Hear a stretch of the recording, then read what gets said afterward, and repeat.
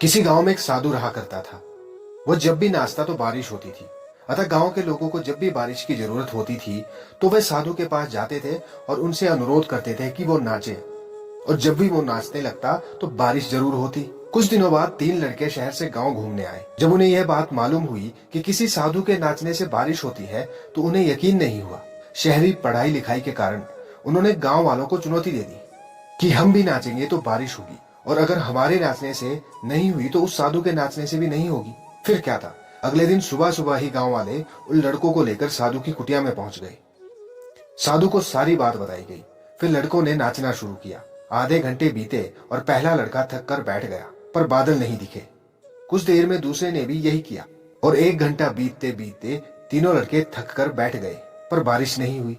अब साधु की बारी थी तो साधु ने नाचना शुरू किया। 1 घंटा बीता, बारिश नहीं हुई। साधु नाचता रहा। 2 घंटे बीते, बारिश नहीं हुई। पर साधु तो रुकने का नाम ही नहीं ले रहा था। धीरे धीरे शाम ढलने लगी, तभी बादलों की गड़गड़ाहट सुनाई दी और जोरों से बारिश होने लगी। लड़के दंग रह गए और तुरंत साधु से क्षमा मांगी और पूछा, बाबा, भला ऐसा क्यों हुआ कि हमारे नाचने से बारिश नहीं हुई और आपके नाचने से बारिश हो गई? साधु ने उत्तर दिया, जब मैं नाचता हूं तो 2 बातों का ध्यान रखता हूं। पहली बात यह कि अगर मैं नाचूंगा तो बारिश को होना ही पड़ेगा, और दूसरी बात यह कि मैं तब तक नाचूंगा जब तक कि बारिश ना हो जाए। दोस्तों, सफलता पाने वालों में भी यही गुण विद्यमान होता है। वो जिस चीज को करते हैं उसमें उन्हें सफल होने का पूरा यकीन होता है, और वे तब तक उस चीज को करते हैं जब तक कि उसमें सफल ना हो जाए। जो हमारा लक्ष्य है, हमें उसमें यह विश्वास रखना होगा कि हम इस लक्ष्य में सफल होंगे।